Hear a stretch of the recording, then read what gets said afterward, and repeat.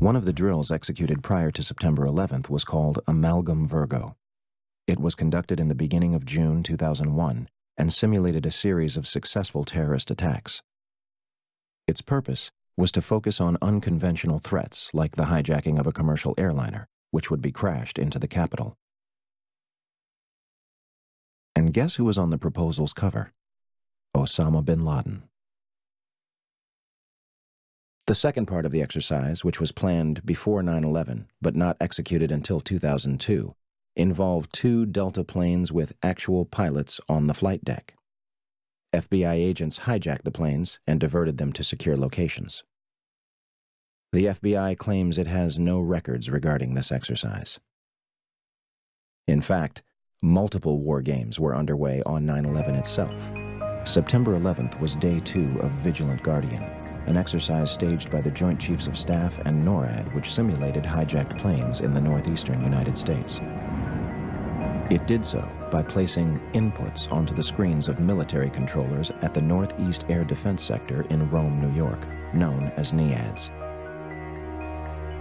As the attacks unfolded, controllers at NEADS thought that what they were watching was all part of an exercise. Okay, guys, listen up. Possibly a second hijack.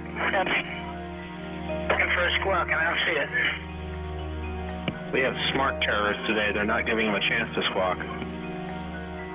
What are the chances that a massive hijacking war game begins on the morning of September 11th that cripples the very defense sector in which the attacks take place? Better yet, who made the decision to schedule it on that date? Vigilant Guardian was a branch of Global Guardian, an Armageddon exercise being conducted at Offutt Air Force Base in cooperation with NORAD. Barksdale Air Force Base in Louisiana also participated in Global Guardian. Instead of returning directly to Washington, D.C., President Bush flew from Booker Elementary to both Barksdale and Offutt Air Force Base before returning to the White House. Another war game, Northern Vigilance, moved fighter jets from unknown locations to bases in Canada and Alaska to monitor a fleet of Russian MiGs. 3 F-16s from Andrews Air Force Base, located just 15 miles from the Pentagon, were flown 180 nautical miles away for a training mission in North Carolina, leaving them unable to defend the nation's capital. Langley Air Force Base, which is 130 miles from the Pentagon, would not launch fighter jets until 9:24 a.m., a half hour after the North Tower is struck and 10 minutes before the Pentagon. Although Major Kevin Nasipany at NEADS ordered them to fly towards the capital, they are instead sent out to the Atlantic Ocean.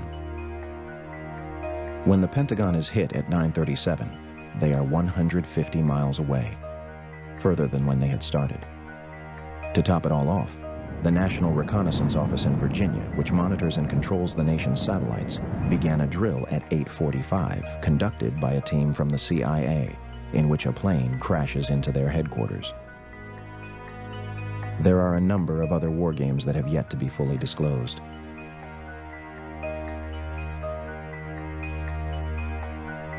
So, let's review.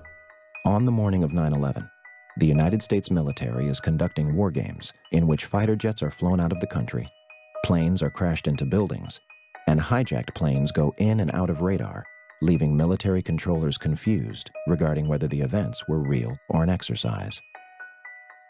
What a coincidence. Okay, and we're trying to locate any information as far as the location where he is currently, a mode 3. Do you have any information whatsoever? I do not. Hold on 1 second. Here, something, hold on, you heard that, right? Yep. You have cold children, stop.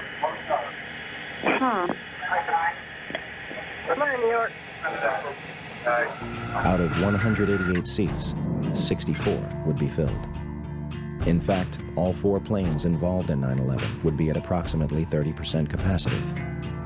The hijackers will board alongside Barbara Olson, the wife of Solicitor General Ted Olson, and a number of employees from Boeing, Raytheon, the Department of Defense, Lockheed Martin, American Airlines, the Navy, Army, other government agencies. Flight 77 allegedly flies completely undetected back to Washington from the Kentucky-Ohio border, reappearing on radar screens at 9:32.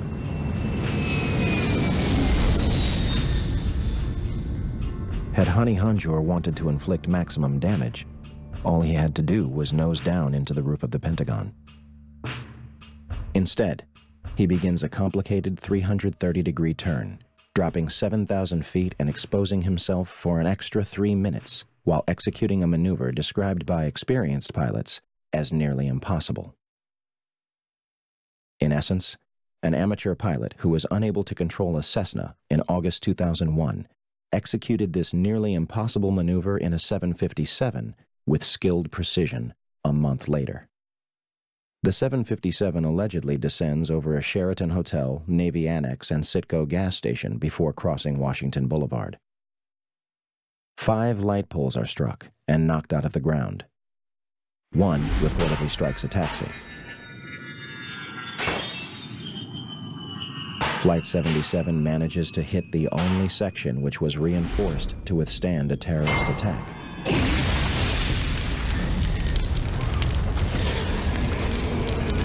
Including reinforced steel and blast-resistant windows an 1.5 inches thick.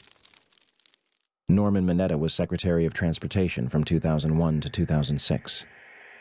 On the morning of September 11th, when the first plane struck the World Trade Center, Mineta headed to the White House to enter the Presidential Emergency Operations Center, or PEOC. At the May 2003 hearing of the 9/11 Commission, Mineta testified the following. During the time that the airplane coming in to the Pentagon, there was a young man who would come in and say to the Vice President, the plane is 50 miles out, the plane is 30 miles out.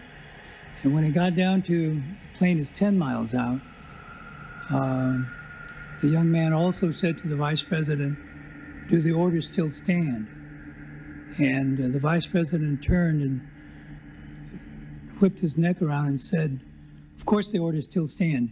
Have you heard anything to the contrary?